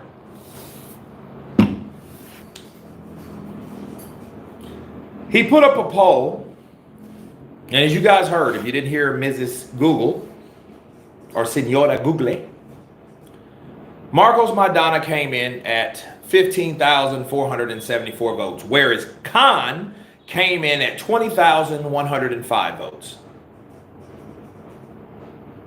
No, he wouldn't. He wasn't just playing. He wasn't just playing. Because see, he was getting pissed because people were trying to add Manny to that list. Bars. He was not playing. Floyd would have beat Thurman. I don't know if he would have beat Thurman in 2015. We don't know that. What we do know is Floyd didn't want to fight him. He wanted to fight a lesser known, less dangerous fighter. Thurman was the better not fuck me, son. Let me tell you something about confidence and timing. Floyd probably would have got his ass destroyed by Keith Thurman. Because Floyd wasn't that dude no more. He wasn't a pretty boy. He didn't throw a lot of punches. He was one of those defensive guys that know how to box and knew what to do round after round. See, he knew how to get you out of there. He was well conditioned, but I mean, he wasn't like he was. Man, Thurman would have been the way Thurman fought and hit, he probably would have dropped Floyd a couple times, knocked him around, beat him up. Floyd's, using that shoulder roll. He's going upside Floyd's head, hitting him all on top of the head and throwing uppercuts. You know what I mean? Yeah, it would have been a very competitive fight. Now, could he beat Thurman? I think Floyd could do a lot of things, but I'm just telling you the reasons why I don't think he wanted that fight. Because, I mean, Floyd was good, but I don't think Floyd wanted, again, just like fucking Tank, people. Think about it. Floyd did not want to test himself at an older age. He didn't want to do it. He wasn't confident enough of that shit. See, I think what'll happen, even if he won, he did not want to look or be looked at as a fighter that could possibly be put in the light to be beaten. See, if you're like, damn, that was a good fight, man. I see somebody whooping Floyd's ass one day. Floyd did not want to give that reality or perception to anybody, to anybody's mind or imagination. That's why he didn't want to fight guys like Lara and Thurman and those cats like that, because those guys like that possessed a true challenge for him. And the true challenge would make him look more of an equal guy to someone else's elite performance and status and ability. Floyd was the master of timing and took the least amount of hits. Well, I say timing in far as when to fight somebody or who to fight. I give you a lot of, well, nobody wanted to fight Lara. I'm just gonna keep it real.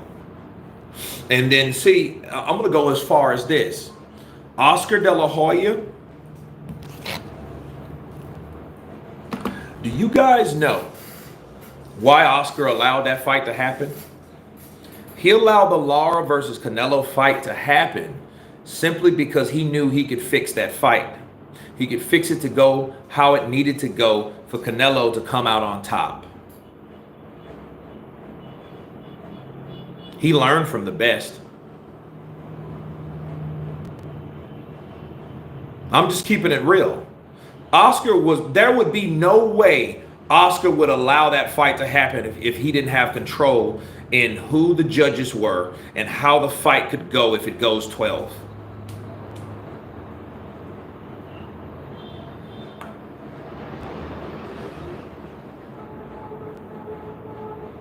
Was one of the worst fights you ever seen? It wasn't to me. It was just a boxer versus someone that couldn't box as well. Canelo couldn't box as well as Lara. Lara showed him, I'm a better boxer than you. So Canelo started throwing shots to the body because he had to land something. And he landed shots to the body. That's what they say won him the fight. No, what won him the fight was Levi Martinez's scorecard, 9 rounds to 3. 9 rounds to 3. 24 headshots landed by Canelo Alvarez in the total fight, compared to 86 from Lara. These are facts, people. They both deserved a 1 in the loss column. I mean, they could have at least gave it a draw, but if they would have gave it a draw, the problem would then be, well, damn, if it's a draw, that means at some point they got to fight again, right? And Oscar didn't want that because Oscar knew, no, we got bigger and better things to do. Hell, he just took an L from Floyd, the same guy that beat me last year. So I'm not going to allow that to happen to Canelo because I have better things for Canelo because I'm good at what? Matchmaking. It's either match the fight right or make the fight go the way it's supposed to go on the night. That's Oscar's motto. That's why he's claiming and clowning Eddie Hearn, because Eddie ain't got none of that shit going for him. Hell, if he had, he would have had Bivol beating Better Biev, right? See, Eddie's just a guy that loves to do what he does. Promote fights and talk shit promoting fights. His job. Oscar's good at underhanded things that he's learned from legendary promoters that made shit happen like that.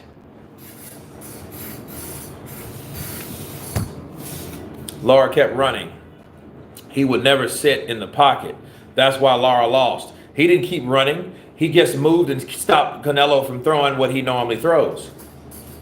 You don't fight someone's fight. See, I was biased to the fact, that's just like me saying, Floyd ran from Pacquiao. Floyd boxed Pacquiao instead of fought Pacquiao. Why? Because he was a better boxer than Manny Pacquiao. So why in the fuck would he go try to fight Manny Pacquiao? You trying to get knocked out? Okay, let's take another one. Bivol. Better Biev. You know why Bivol moved, boxed, moved, threw combinations, boxed, moved? Not ran, dickheads. Moved. You move out of the way of shots. That's the first thing you do, and you should learn about defense. What's the best type of defense? Distance. How do you distance yourself? Get the hell out of the way of the shots, not block them. That's the last. So if you want to know something about boxing, keep listening. If you don't, get the fuck out. Okay? So that's the first thing you do. You move the hell out of the way. Dude's throwing right, you move this way. Weave, move, bob, lateral movement. That doesn't mean you're running. That means you're more difficult to hit. That's the point. That's one of the names of the game. That's why Bivol didn't get knocked out, because he wasn't trying to fight Beterbiev like that. Just like Floyd didn't try to fight Pacquiao. He would have got beat up. You don't fight someone's fight. What? Why? People don't know shit about boxing. Oh, he ran. You know, you sound like Belonga. That's why he got his ass whooped. Canelo didn't run and he still got whooped. Just because, oh, he ran, I don't see him, man. He just running, man. These dudes running. He just running, yo.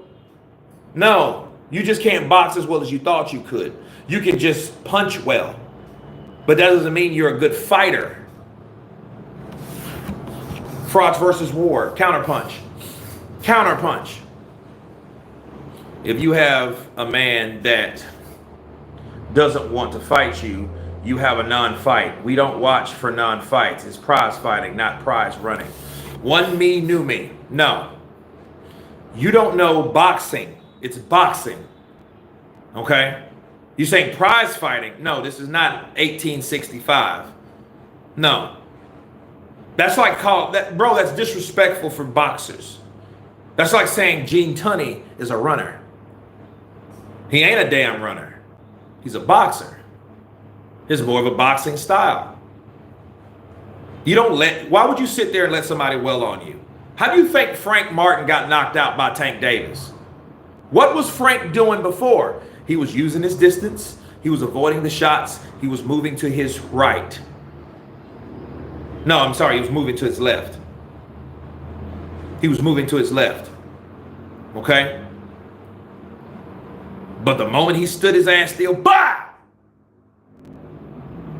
Then you think that's cool. No, it's not cool. The mistake is with Frank. See, sometimes in boxing, fights break out. Okay?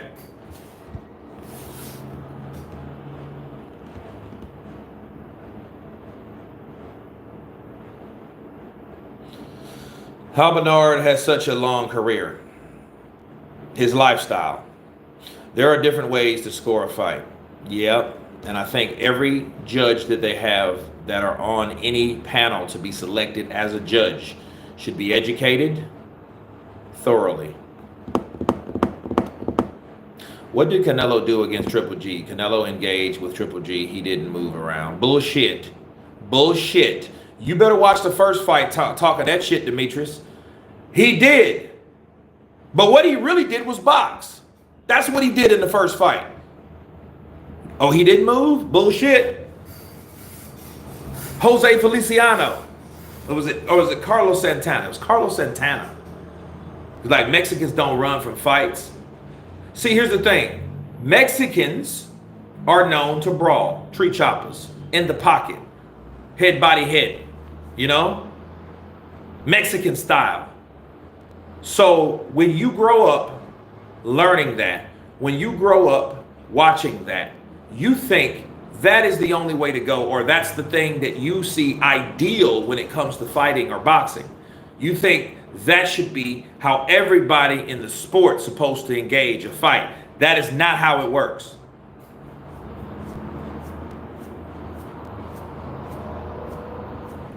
Canelo lost to Lara and Triple G.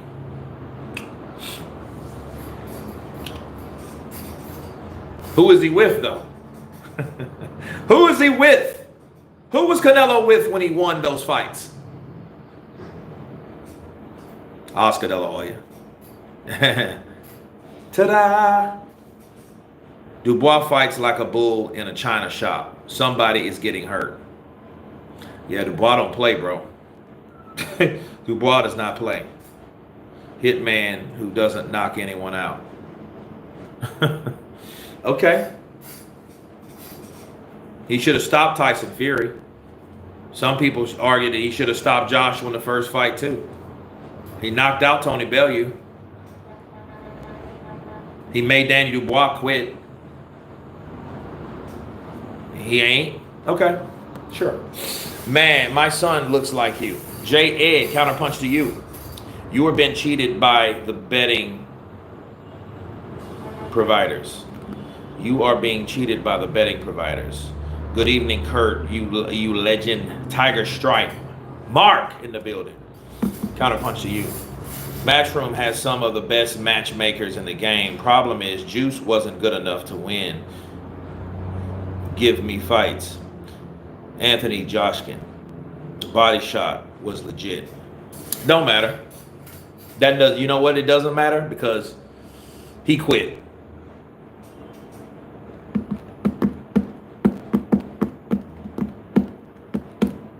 And we didn't make that call. You be played Black Ops 6 yet, Kurt? Nope, I have not.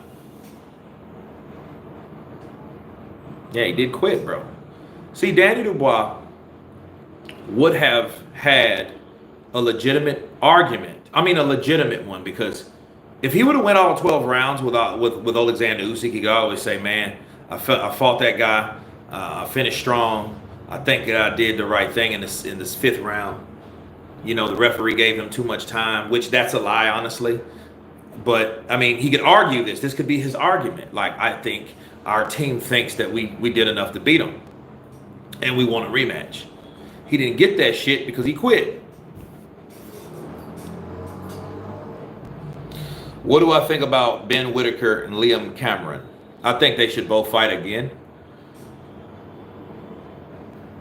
There's too many unanswered things. For one, we need to see what Ben can do with someone in that particular opposition pool at that level. We need to see what he can do. If we can't witness to see what he's about and what he could do, I don't think he should. I think that's the next fight he should fight. Was surprised how little power Whitaker seemed to have. Yeah, I mean, he's not fighting. He's not fighting these guys no more. These guys that you think he's fighting.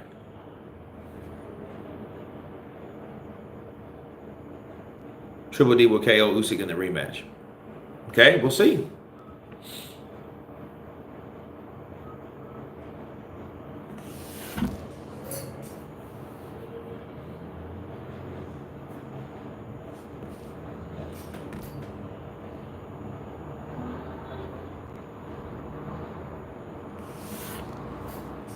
Damn, I didn't get a notification again. Good day, Kurt. Fizz, what's the biz? Counterpunch to you. Bro, I almost been on 2 hours in this piece.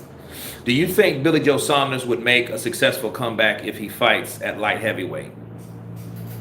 No. I mean, because he didn't really have a lot of power at super middleweight, let alone light heavyweight. No.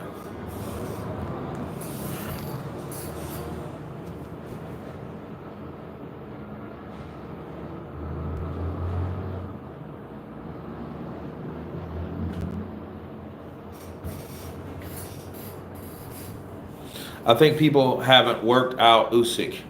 When they do, it's not going to be too easy for Usyk. Fury might. Well, we'll see.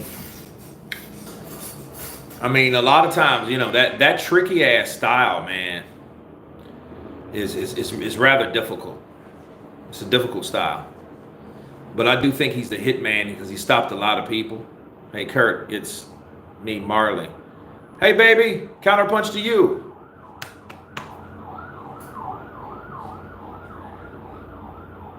My kid Marley over here. What are you doing?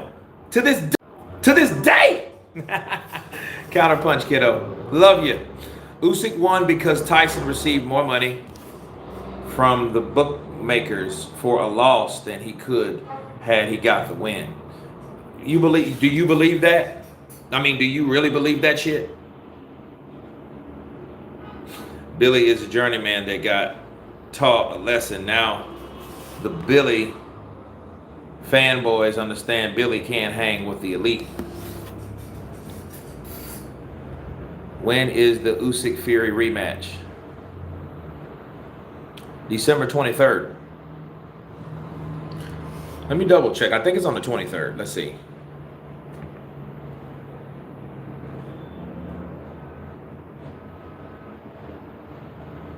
I'm sorry, it's on the 21st. There we go. Kurt, what the hell has gotten into AJ after a knockout? Can he mentally come back? I don't know. I think the most intriguing thing about AJ at this point is we just gotta wait and see. We gotta see what. We have to see what he still has and what he's really truly about now. Because a lot of people may think that AJ is just, done. We won't know until we see. But I think it's fair to say, if he gets in there and gets his ass taxed again, oh yeah, it's the end. Bars. I don't believe that. I think Fury thought it would be easy and found out different. The next one will be different. Yeah, I think so. I think Fury will have something else to do. I just hope Fury is physically prepared. Because if he gets tired, that's over for him. If he gets tired against Usyk, it's over for him. But Tyson, though, surprised me. And look, I never bought that narrative. Oh, how many times did we hear Tyson, oh, he don't have legs. His legs are shot. His legs are gone. I'm like, I didn't see none of that shit. He bounced around Usyk and back, boop, back. Come on, bro. His legs are gone doing all that? It's a wrap for Juice. Even Caroline is betting favorite over Caroline Dubois. Caroline can fight, bro.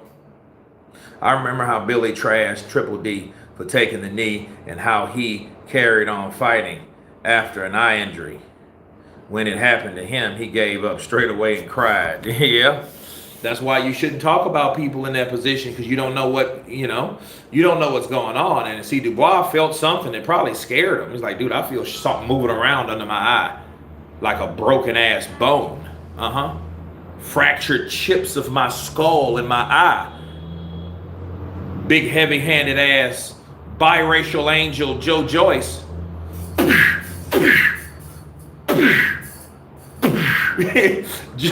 Joyce punching you real slow. Oh, I can see it coming. I can't dodge it. Oh, here it comes again. Oh.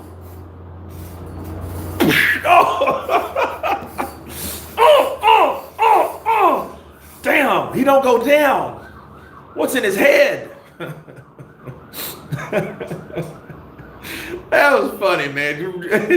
And the way Joyce was doing it, Joyce looked like an old ass man that knows how to do something, but he's doing it in an old manner, in an old posture. Okay, look, Joe Joyce was like, and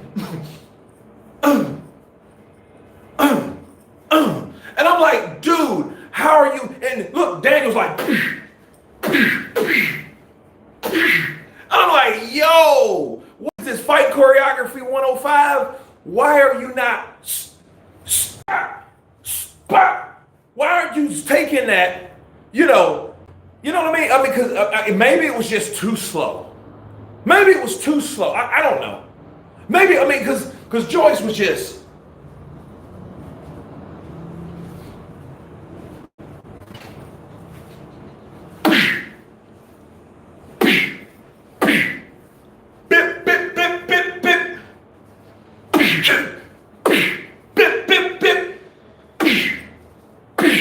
I mean, round after round, it was like that.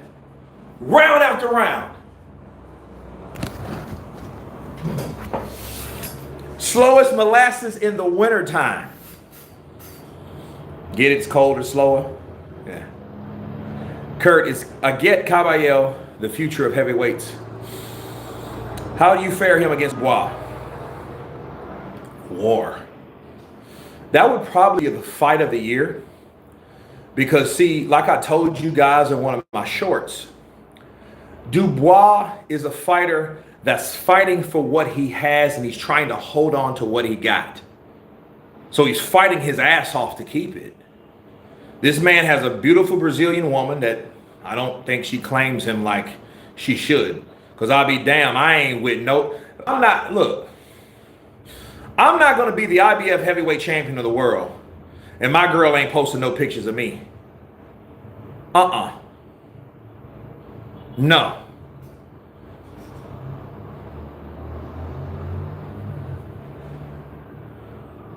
That, you know what I mean? But he's fighting for that. You know, he's fighting for what he has. You know?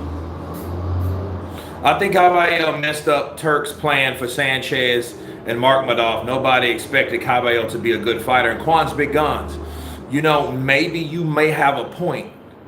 You may have a point with Turki Al-Sheikh. Maybe Turki Al-Sheikh is somewhat trying, you know, calling himself punishing those fighters that he didn't expect to go where they were going. He thought they were going to lose. And because they won, he may be punishing their asses. Think about it. Joe Joyce, Aget Caballel. See, understand this.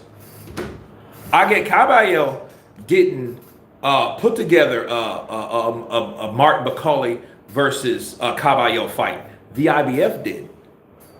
Understand that. The IBF forced the hand of that, not Turki Al-Sheikh. Turki Al-Sheikh, for all he cares, them dudes don't have to fight because I ain't trying to pay them because they ain't the fighters that I want to see.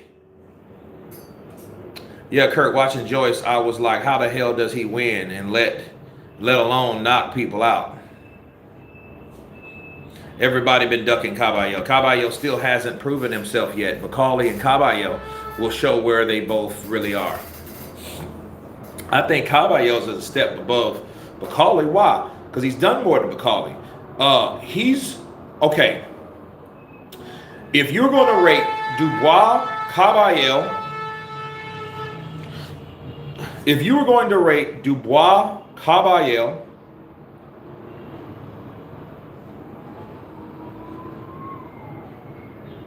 Joe Joyce, Aget Caballel, Danny Dubois, Martin McCauley, and Joseph Parker.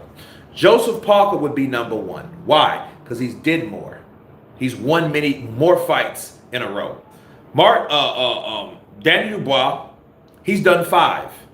The 3 last year plus the 4. He won 4 last year, and he won that 5th fight with Zhang this year. So he has 5 fights back to back. He's won consecutively. Joe Joyce, he's number 1. Number 2 is Dubois. Why? Because he's won 4 back to back consecutively. Okay? Because he's beaten. Matter of fact, I can't even say that. He should really be tied with. No, he's 3 because he beat Ladena. He lost to Usyk. He beat Jarrell Miller. Then he beat Philip Hergovic. Then he beat Joshua. So he's 2. 3 should be Aget Caballel because Aget Caballel took out the 2 undefeated fighters, Arslan Bekmambetov and Frank Sanchez. You know, and then Martin McCauley comes in at the last because he's done the least.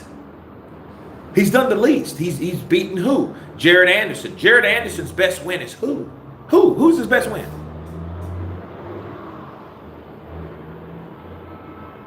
Charles Martin. Who's his best win? Come on, bro.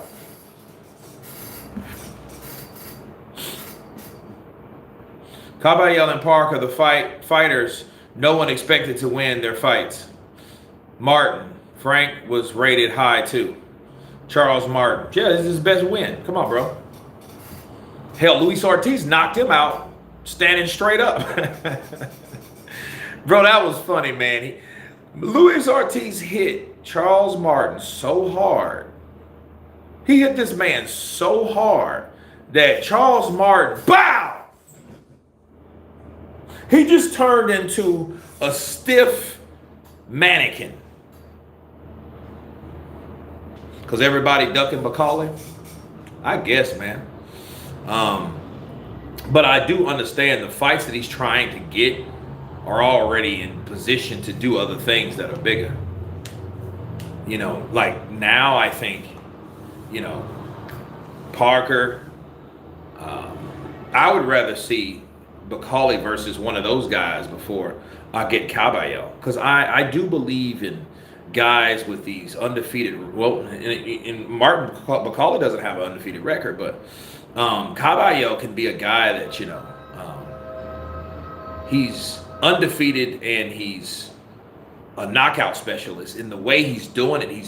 He's attacking these guys, getting them off, and then going to the inside. He's a heavy body puncher.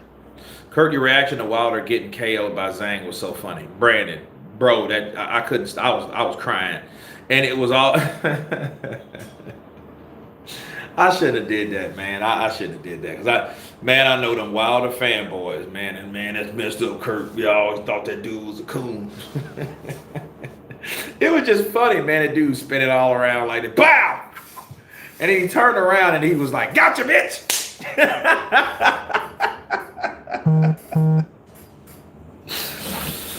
Oh, man. I get stunned on my ass like a god. Charles Martin, Jackie Boy Johnson in the building. Counterpunch to you. Caballero beats Chisora, then disappeared for years. Yeah, I mean, that's what happens to Caballero. I feel bad for Caballero, though. He doesn't have the backing. Zhang had Wilder spinning. I kind of knew Zhang might KO Wilder badly. Oh, and that's coming from Quan's Big Guns. You know, he's a Wilder boy. He's a fan. That was funny watching you with Wilder. Man. Wilder, man. He knocked him out, man. He What y'all talking about that fight, man? I just laugh every time I think of it because the knockout was so funny, you know? Oh, man. Caballero should fight Parker, Zhang, or Macaulay. If he wins against, he should be in a line for a title shot. Problem is, if Fury wins, Usyk may get to run it back. A title shot won't happen until 2025. Well, I mean, well, if that's the case, I think people should get off the case. If that fight is pushed to happen again, and a third fight between Tyson Fury versus Oleksandr Usyk for a third time, both of those guys got to win. Now it's time to see who will win at the end. Bars. I think all these other fighters should just sit back, have a drink, and prepare themselves to fight each other. I think that's only fair. Stop trying to go for the gold or the crown, where the crown champions and the top guys are fighting each other. You know?